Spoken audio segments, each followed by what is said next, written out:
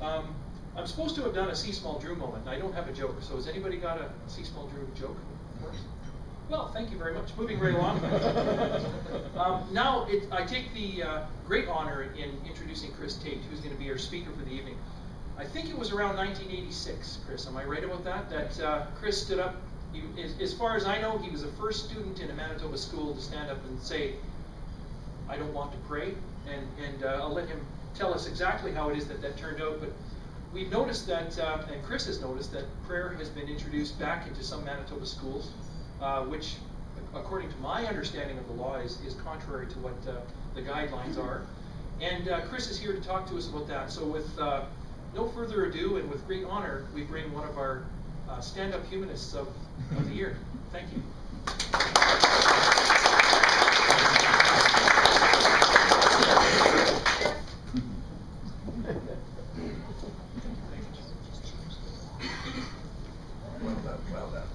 Well, thanks to Jeff and Barry for the invitations to attend here. I certainly appreciate that, and it sounds like you folks are doing a lot of very good work.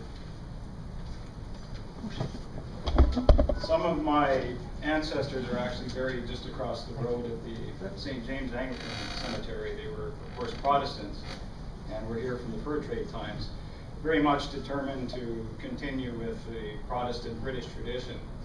One of my ancestors was actually guarding Fort Garry when Gale took it over, and this is partly what we see today, a traditional fight between the Catholics and between the Protestants. And what apparently happened late one evening, that my ancestor was trying to raise the British flag when Riel was in the fort, and Riel became quite angry with him. And what we see today, again, is the fight between creating a Catholic society, and what came into place with the Public Schools Act was to create a society which was British and which was Protestant. At that time, my ancestors were perhaps on the wrong side of things and wanted to help create that Protestant society. Our farm actually would have been about in this area as well. This was actually our river lot. That's my connection to this area and connection to history. So in 1890, when the Public Schools Act came in, it said that prayer would be held every day. The intention was that it would be a Protestant prayer, and that was very deliberate, again, to keep the Catholics down and to create an English society. And what we're seeing today are the vestiges of that system that are still in place. It's one of the last places where we see a great intrusion of religion into public life. You don't have to pray before you get your mail, for example. You don't have to pray before you get your driver's license. Somehow we've come to a historical position where it's okay, we think, to have prayer in public schools and to harass children with this type of activity. In my own case, when I was going to high school in McGregor, in grade 9 and grade 10, we had no prayer at all when I started high school, and that situation was quite satisfactory to me, and it was quite good for all of the students. Somewhere around the end of grade 10, there was a department inspection, so the Department of Education came out to make sure that English is being taught in the schools and that math is being taught, and they noticed there wasn't prayer, which was required by the legislation at that time.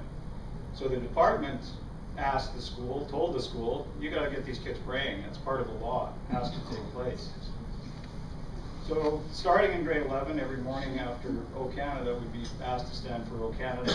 Then there'd be a scratchy broadcast of the Lord's Prayer with the public address system. We were expected to stand and show respect for that particular God. What happened after that, there was a petition organized by students. The vast majority of the students signed a petition saying, in fact, they didn't want the prayer. And there perhaps is a generation gap, which isn't too surprising. Many of the students, in fact, didn't want the prayer. Perhaps the parents did, but the students themselves wanted nothing to do with it. Now, of course, the school wasn't required to accept the petition, didn't accept it, continued on with the prayer. And by December of 1985, I was 16 at that time, I was getting pretty frustrated with the whole situation. So one day I decided to sit down during the prayer. From there, my teacher told me I couldn't sit down, I'd have to go to the hallway. So I tried going to the hallway, and of course found that prayer was broadcast in the hallway too, so this didn't really seem to be a very sensible project. Further, I was called to the principal's office, told I couldn't go to the hallway because I was 17, I needed permission from my parents to go to the hallway to listen to the same prayer in the hallway. So obviously this wasn't progressing too well. After that, I just returned to the classroom and started sitting through the prayer every morning. So what happened in December of 1985 is that I was told by the principal if I didn't comply, I'd be kicked out of school. And in January 1986, that's what happened. I was then 17 by that time. So the principal had called me into the office to say that I was suspended for not following orders, essentially, not participating in the prayer, and I was told not to come back to school. We lived in a rural area, and I waited at the end of the lane the next morning. The school bus came, I got on it, went back to school, went back into the classroom, broadcast the prayer, I sat down again. So this went on for a period of days. The school bus kept coming, I kept going to school, kept sitting through the prayer. The principal kept telling me that I was suspended from school. In the end, I received a letter from the division indicating that I was suspended for 15 days. And the intention was that I would not go to school again unless I prayed as they saw fit. And things didn't quite turn out that way. In the end, we had to hire a lawyer, and I was proceeding with an injunction that would have forced the school to allow me back into school to continue with my education. Sometimes lawyers can change things, and in that case, once the lawyer was involved, the school changed the position and then agreed that I could come back in on a different plan where I go to a room where the prayer wasn't broadcast. We made a bit of progress. It cost us some money, unfortunately, and it shouldn't have been necessary to involve a lawyer, but at least it got things moving along. The reaction we got out of this from the Christian community was quite fascinating. That we received death threats, we received harassing phone calls, somewhere in the area of 170. We had the headlights smashed out of the car and graffiti about communists scribbled on the windshield. We had a black cross painted on the highway in front of our farm, and scrap iron put in the field to damage our machinery. So at the end of that, I wondered what morality in particular these people are promoting, that you, first of all, want to use the state to force your religion on people, that you threaten them if they don't participate the way that you want, you punish them, and sneak around at night and damage their property and threaten to kill people. And I wondered if we could do just as well without that kind of morality in the schools or in society in general. In addition to all of that wonderful stuff, a petition was organized largely by division employees of the school division, saying the issue was discipline, it wasn't religion. That was circulated, and people were told that they had to sign or they wouldn't be welcome in the community. So that created a lot of damage that was quite unnecessary.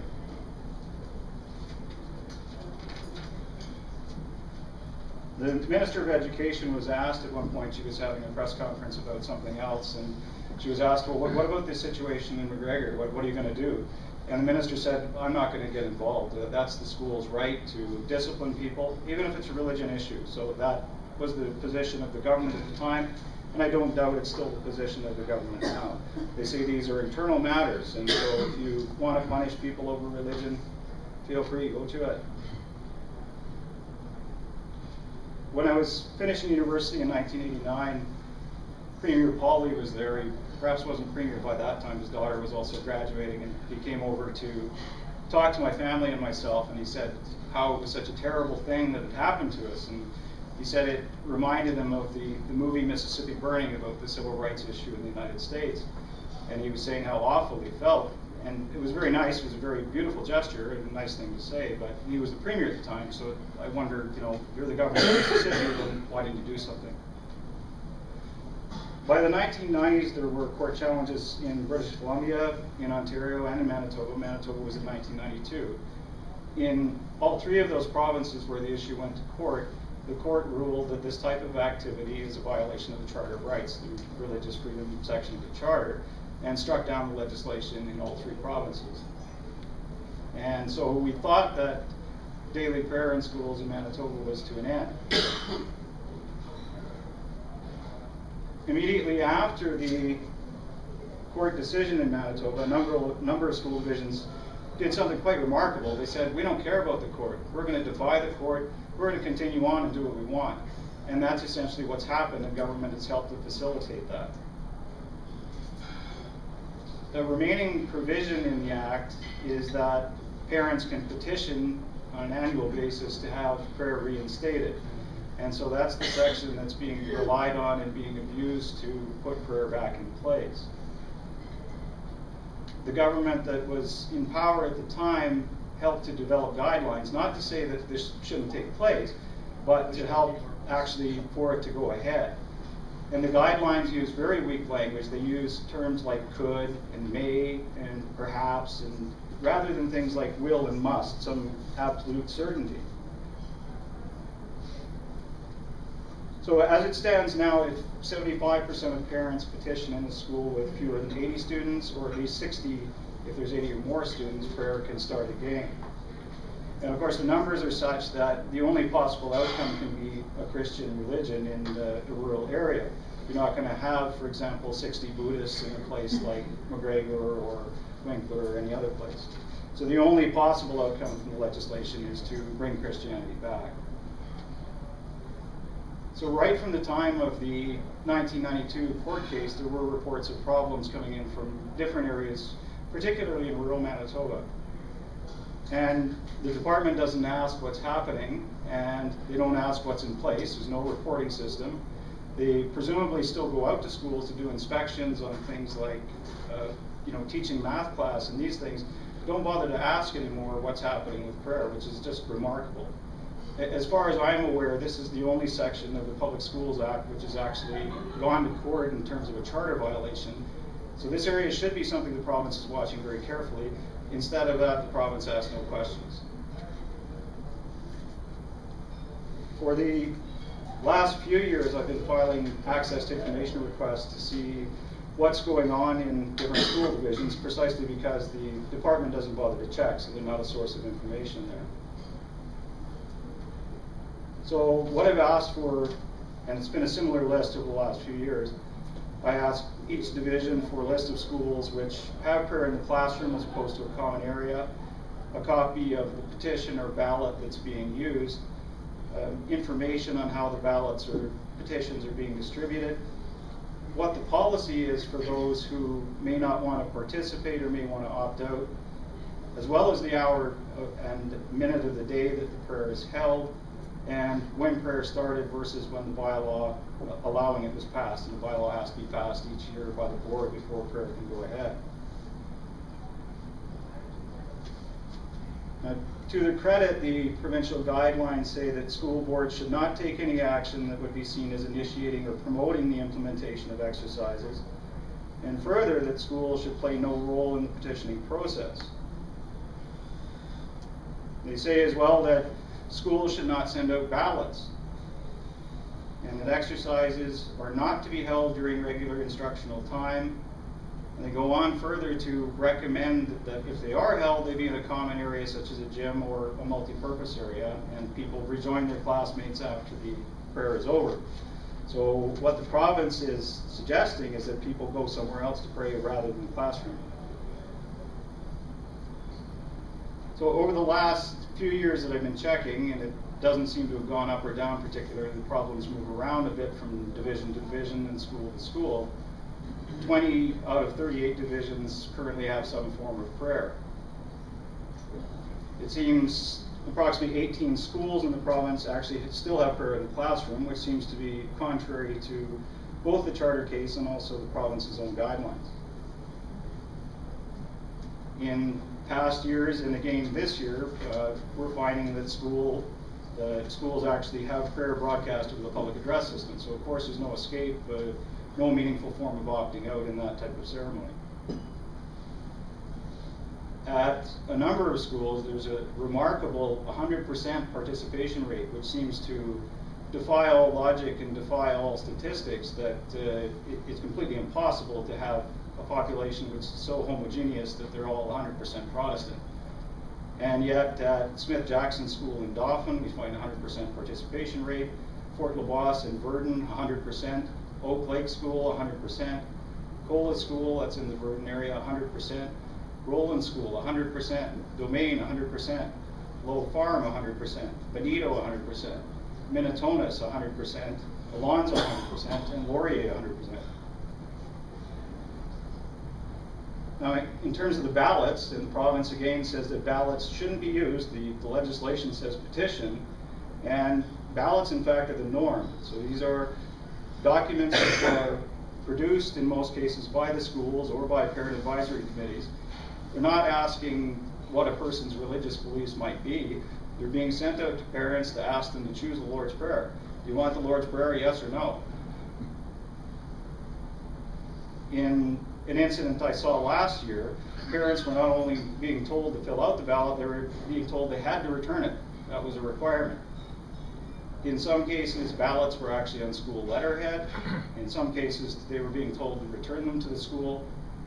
In some cases, ballots are sent home with the kids from school, which is obviously the state promoting a certain religion and asking kids to be involved, asking parents to be involved.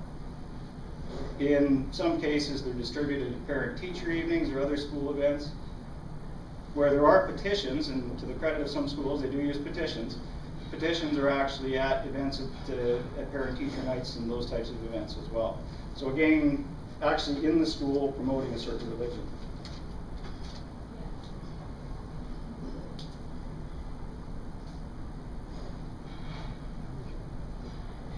Now, in terms of the time of day, the department again suggests it would be ideal perhaps to have it not in class time, perhaps the end of the day or lunchtime.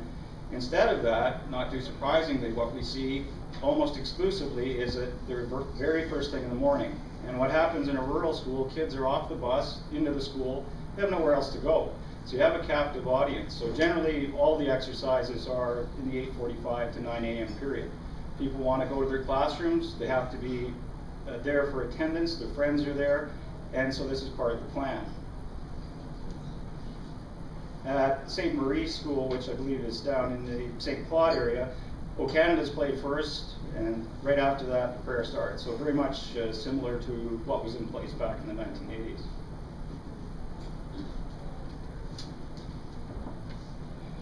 Now, in terms of opting out, in many cases there seems to be no policy, so people wouldn't know that there even is an option to opt out of the prayer.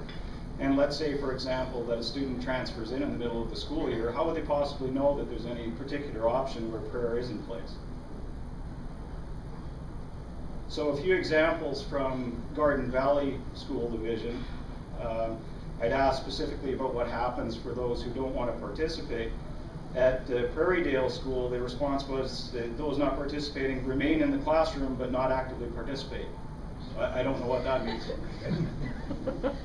At Winkler School, 2 students come to school at 9 to avoid exercises, so they can't come to the school that the public is paying for.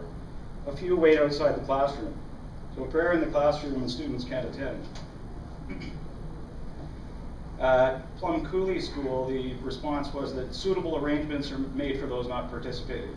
So again, I don't know what that means exactly. At Emerado School, which is also in the Winkler area, I understand, non-participants go to the library or wait in the hallway near the classroom. So again, we're back to the same scenario we were in the 1980s, where people are being sent to the hallway if they don't want to pray. Now, there's a twist in the whole scenario. The Louis Riel School actually holds prayer in the hallway, and so those who don't want to participate actually stay in the classroom, which seems to be creating the same type of provisions in any event. I filed an access to information request with the province as well, because I've alerted them over the last couple of years about these specific problems. And I'd asked for all correspondence between the department and school divisions. Not a single letter or email was sent by the department in the entire school year last year about school prayer. So there's the response from the department. It's do whatever you want.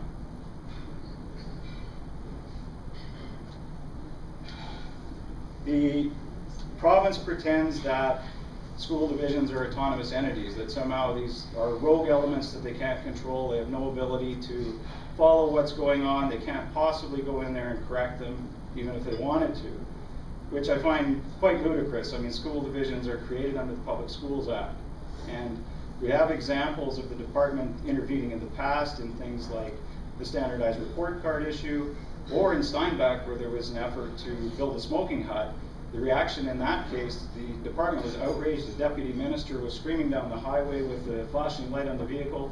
Immediately, the school division came into compliance. The smoking hut was torn down. The division said it had no choice but to follow the province's direction. So the province is worried about poisoning young people with smoke. It's not worried about somebody poisoning their minds. In terms of a proactive system, the province could actually check ahead of time. They could ask people, if you're going to set up a prayer system, tell us what it is. Send in the paperwork. And just like the papers that I privately asked for, the province could be collecting this data itself to ensure that there's actual compliance. In extreme cases, and right now we're at a point where the province doesn't ask or check, they do actually have the ability to take over school divisions. If school divisions aren't complying, the province can come in and take them over. And if that's what they need to do, they can do that. The other option, I suppose, if the province has legislation in place and they have no ability to control it, they can't control the school divisions, can't control this act, then change the act. Take out this last section then. And the Public Schools Act states towards the very beginning of this section to say that it's non-sectarian, which means that schools will not be religious, then goes on to prescribe a particular system for setting religion in place. So perhaps the safest way and the best way for the province to act then is to take out the remaining section so it's clear. There's no prayer, period. There's no mistakes, there's no offenses, there's no breaching of civil rights. So overall, I don't need to paint a negative picture. We've certainly come a long ways from where we were back in 1986, and it's not something where we have, you know, a victory parade and things are finalized. That even if there were no legislative scheme in place, there may still be efforts to put something in place and bring prayer back into the schools in some form. So I guess my message is to be vigilant and to ask questions and check what's going on in your local communities. And if you have an MLA who's part of the government, ask them what's going on and why this is happening. So thanks very much for the opportunity to speak, and I don't know if there's any questions or comments.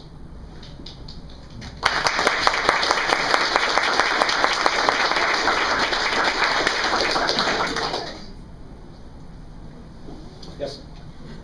My daughter's school in Winnipeg, she gets a lot of, I would call it flyers from various churches, the sort of evangelical churches, inviting the kids to, you know, play basketball or come for some sort of fun paint your face day or balloons or something.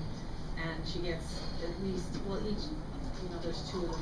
They get it, I would say there's anywhere from 6 to 10 of these a year from that get stuck in the lunch, you know, in the stuff that comes home from the school. And I just wondered if you had any advice on dealing with that, other than, you know, I've thought of just, you know, writing a letter, but I'm not sure. Absolutely, write a letter and call your school division, call your trustee to ask what's happening. And it seems to be akin to promoting a certain political party in a school, and I have no idea why anyone would think that it's appropriate to distribute this type of material in a school or to use the schools in this type of way. It just doesn't make sense. So yeah, I'd ask questions and raise the concern, and I think that's where you start. And there may well be, and I'm sure there are, other people that feel the same as you, and in fact, those people are probably the majority. Yes. I seem to remember hearing this, I was reading this in the paper a while ago. Was it different between the rural schools and the city? Is there a lot more compliance in Winnipeg and Brandon, or? Oh, absolutely, yeah. It's mainly a rural problem, and which is particularly tragic because rural minorities are the most vulnerable and have access to the fewest resources, and yet they're the people that are being picked on the most. The only Winnipeg school I think that's actually involved is Winnipeg School Division, which has prayer in 2 schools, and that's a fairly recent development. Recently, so they just added prayer. I understand it's been in the last year or 2 that they've just started, yeah.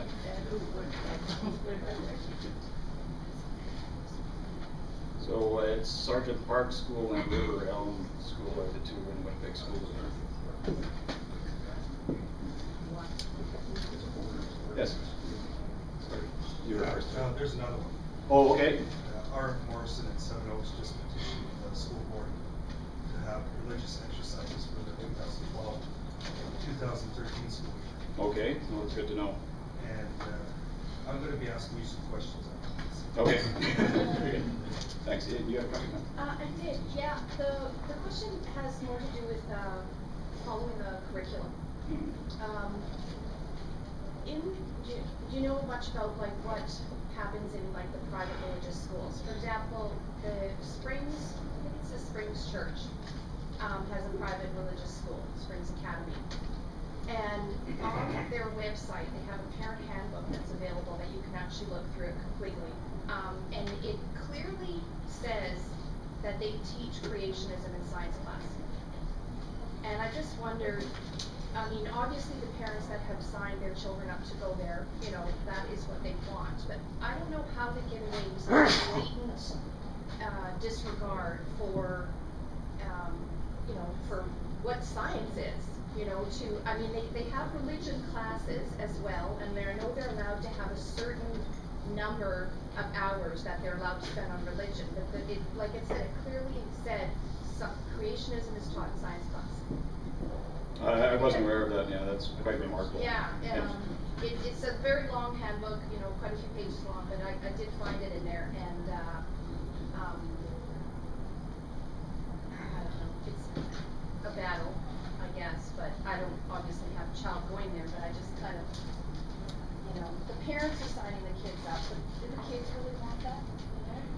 You know? Yeah, and it's unfortunate too that we're funding private schools with so much public money now to teach things that we don't teach in public schools. So.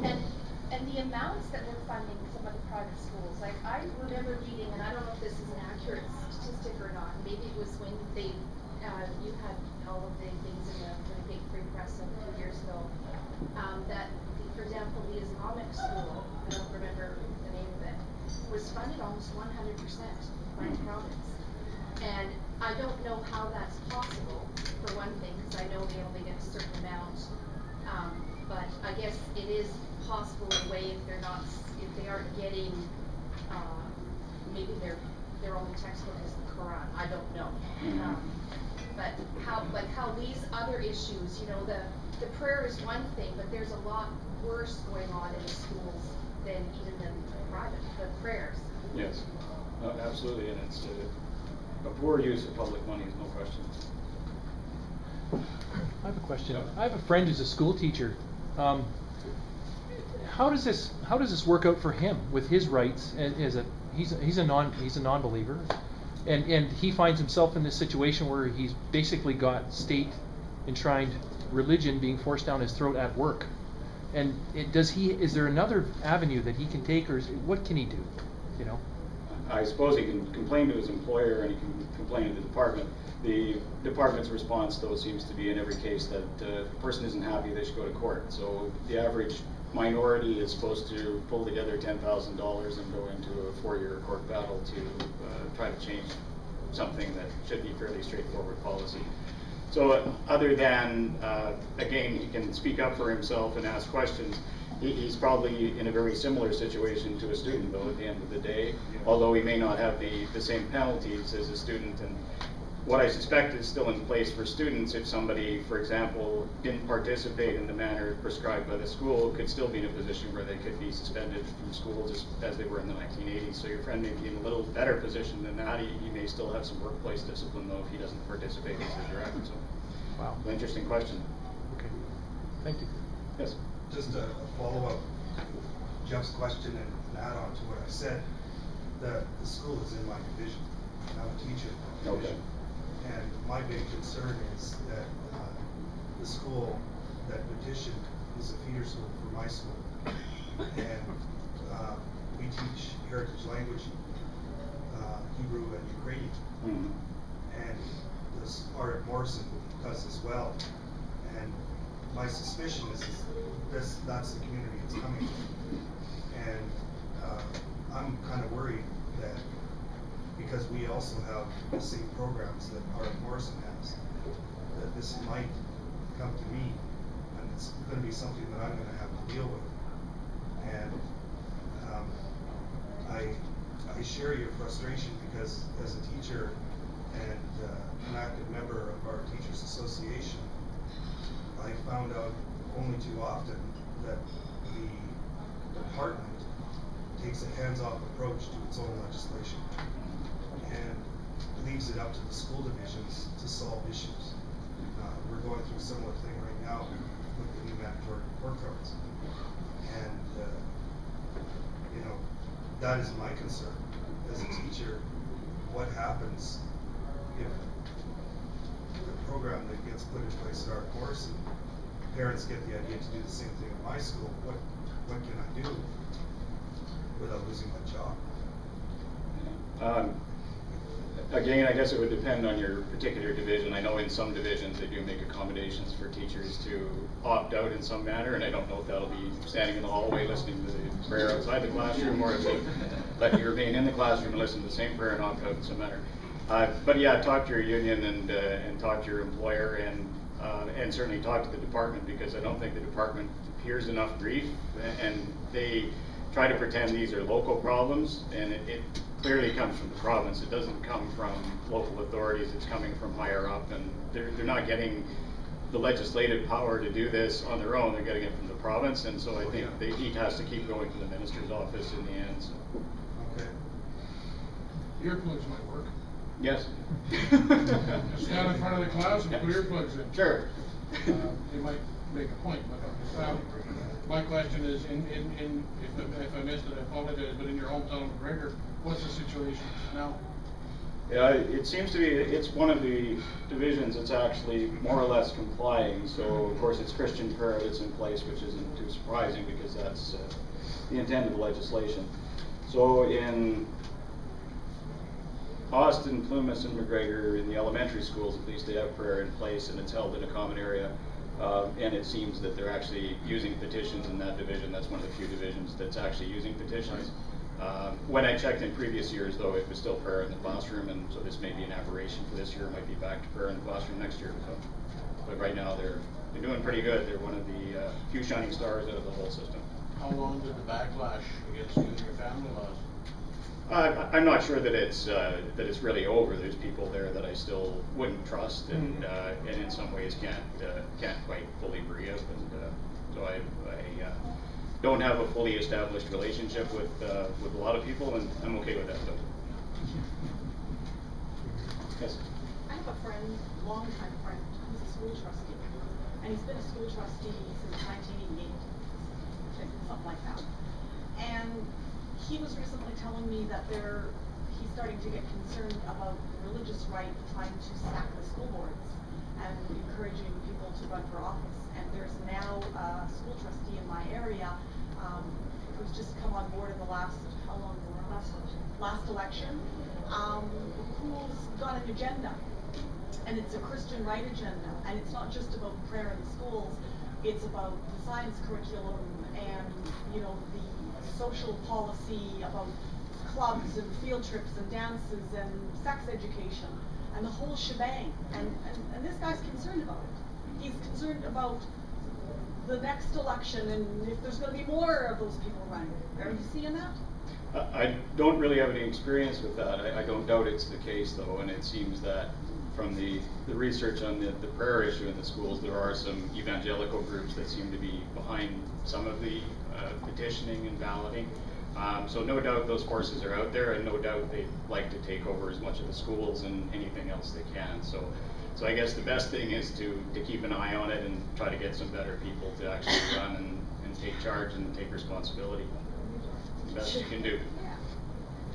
Yes. Is it still a Protestant only or predominant Protestant issue? Or, there's a lot of Catholics coming into the province. Yeah, there are. Is that something? Yeah, there's actually a couple of schools down in the St. Claude area that have Catholic exercises. Otherwise, though, it's pretty much a Protestant system, and that's because Protestants dominate most places. So that's what it was designed for, and it's filling its job. Yes. How much time do you spend like advocacy and all that kind of stuff? It takes a number of hours, and sometimes you you have to make more than one request. One request I made this year, the school division said, well, we responded to this 4 years ago, so we don't have to answer again. So then you have to make a complaint to the ombudsman, which takes some further time. And so I, in terms of hours, overall, it'd probably be a few days of work, and then going through it is, you know, a good day of work probably too. So it'd be much nicer if the department did this at the front end and was actually doing the analysis and keeping tabs. But if it's my job, so be it.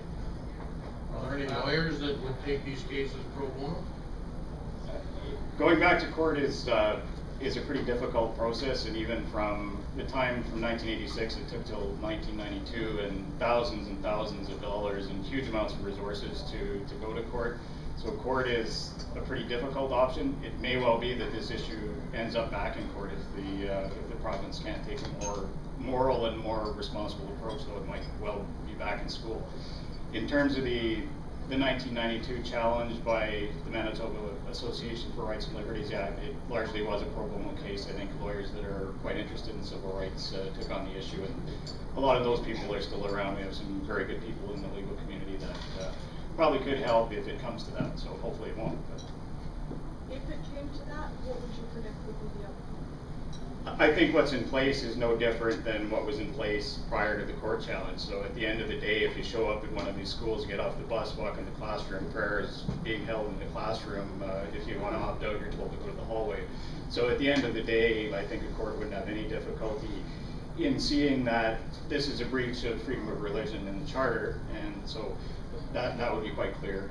Another issue that came up in the Ontario court challenge was that this forces them to identify their religious beliefs. So you're breaching the religious freedom in terms of people's privacy. It may not be distinguishable by looking at them. You might not know that they're an atheist or know that they're a Jehovah's Witness. Suddenly you put in a system in place where young children have to disclose their religious beliefs, which is also a breach of people's religious freedoms.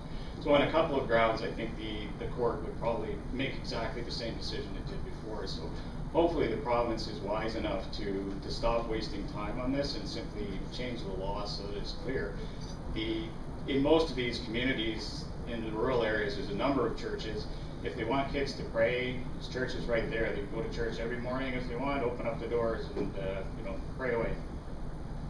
It's interesting you say that because it makes me think of something. I'm a nurse, and we got a memo last year, maybe a couple of years ago now. When people are admitted to hospital, you do your basic data intake. One of the questions that's always been on there since time immemorial is, what is your religion?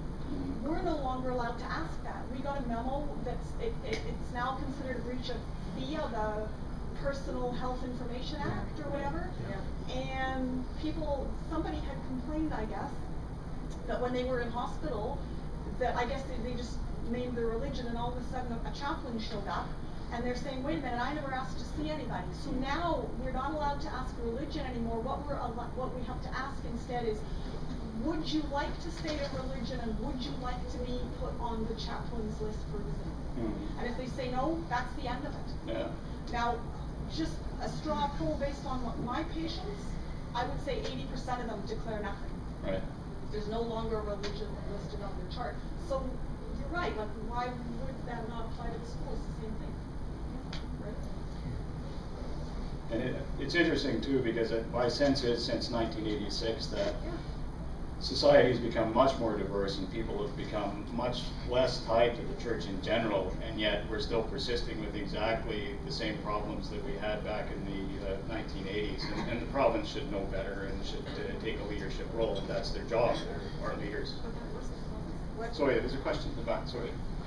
I was just thinking back to my own experience going through like praying in school and being a rural Manitoba kid, and there's no way in the 80s, like when I was however old I was, that I would ever be able to articulate my displeasure at prayer in school.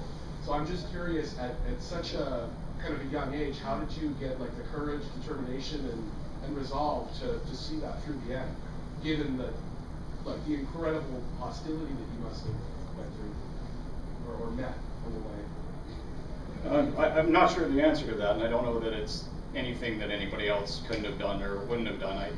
I was on the student council at the time as the vice president, and partly because the students had spoken so clearly on this issue, partly it was a leadership matter that I had to take responsibility for the people that elected me in part.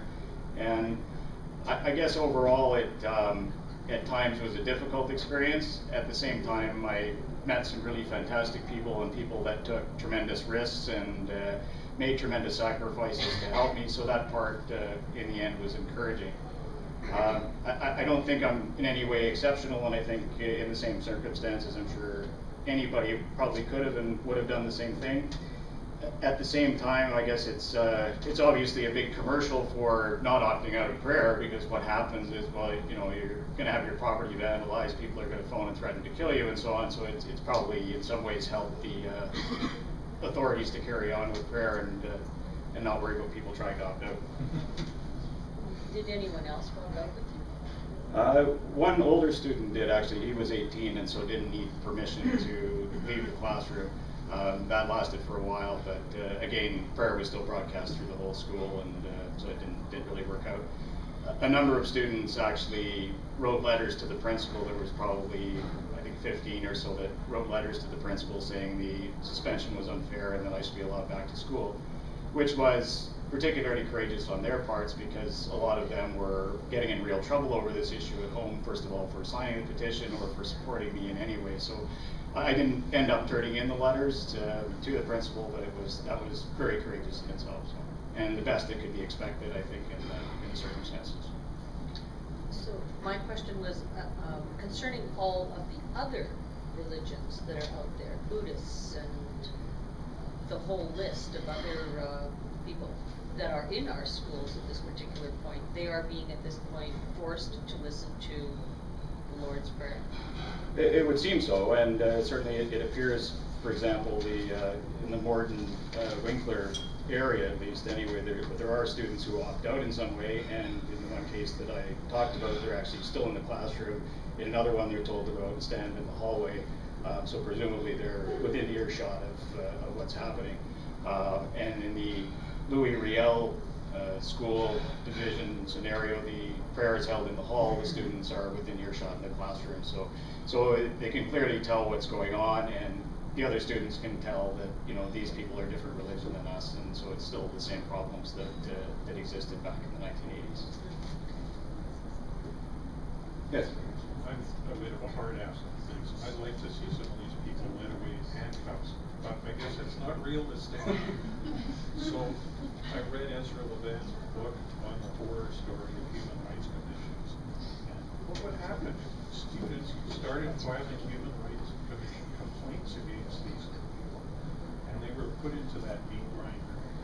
That would be a way of making them back off perhaps. Yeah, I had my own complaint to the Human Rights Commission on this issue, and so the intention was that it would make a decision one way or the other to go to arbitration before I finished the school year. And it ended up that dragged on. I was actually finished undergrad by the time that they mediated a settlement, so it took them more than 3 years, and that kind of process really isn't very useful. So for whatever reason, we have a Human Rights Commission in Manitoba that doesn't seem to be able to resolve matters and doesn't have enough resources, I think, and so it wouldn't hurt for people to complain, but in terms of our Human Rights Commission being something that provides useful remedies in a timely manner, it just doesn't. So. Well, Levin said the same thing, they take forever, but he does say that they put you through a lot of grief while they're doing that, so. Yeah. If the students made complaints on just about specific trustees or principals or whatever, wouldn't that be justice served? It certainly helps, and I don't want to discourage people from doing whatever they can. If you're in a position to make a phone call, make a phone call. If you're in a position to meet with a trustee or send a letter, then do that. And certainly if there are people that have the ability to go ahead and make a complaint to the Human Rights Commission, absolutely do it, and it's certainly not going to hurt. And at some point, the province may get tired of spending money on lawyers on this issue. Yes, great. Is the Association of Mice Rights and Liberties in the same category as this? the Association of Rights and Liberties? They did ask about what was happening, and I'd sent them some material, I think, in 2010, but I didn't receive any follow-up. They're monitoring the issue, I guess, is the best we can say, and so I don't know if their intention is to see about possibly going back to court if it persists as a problem. I haven't been to a meeting there for a number of years, so I don't know what their take is exactly, but at least they're interested anyway, and that's good news for sure. Just to let you know, in my little community, it started about 10 years ago. An evangelical type church started up. The fellows from the South African way are very great speaker. The church eventually got to be very large. They have a very large group that goes to the schools and fits in very well with the schools. Now he's mayor. Now he's mayor of our community. And what they did do is very difficult to remove them, because within their unit what they did is they created an inner core group. And the inner core group have to be very dedicated, and they get to go to the different barbecues, the different this, the different that. Plus they get some other gains like free properties and lack of, they have some tax benefits and stuff like that. It gets to be very, very difficult to change that when it comes into a community. He's probably slated to replace Big Case. All right. We do have time for one or two more questions, so if you have a good question, ask it now. This is your last chance. Yes. Are there any provinces that have a better record than Manitoba on this, or a better system? From what I understand, some provinces don't have a prayer system at all, and so I did an interview recently from an Alberta radio station, and he was just amazed that we had anything like this, and according to him, they have no type of system. The Western provinces entered under sort of different conditions, and so Saskatchewan and Alberta are in a little different position than Manitoba, so I don't think they have the same problems there, for example. And the real problem provinces have been the ones where the court challenges came, and that was British Columbia, Manitoba, and Ontario. So just about any place is probably better, although I've heard that there have been problems in Ontario as well where prayer is creeping back in and being forced back in. So, yes? Do you see any difference depending on who the government has been in Manitoba? Like specifically, has there been any difference between Gary Dewar's government or Bernie Sellinger's government? Not at all, actually, no. The NDP was in power when I was first kicked out of school, when this issue first came up, and at that time the province could have said, well, this is ridiculous, we're kicking people out of school, refusing them an education because of their religious beliefs. The province could have acted immediately and changed the act so this problem is over. Didn't do that. The Philman government came into power, and I believe the Philman government was in power when the court challenge came, spent thousands and thousands of dollars of taxpayers' money defending the case, and of course lost.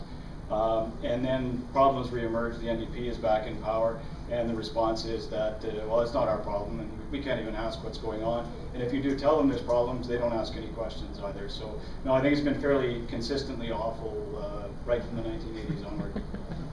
Right on. Thank you very much, Chris. All right, thanks very much.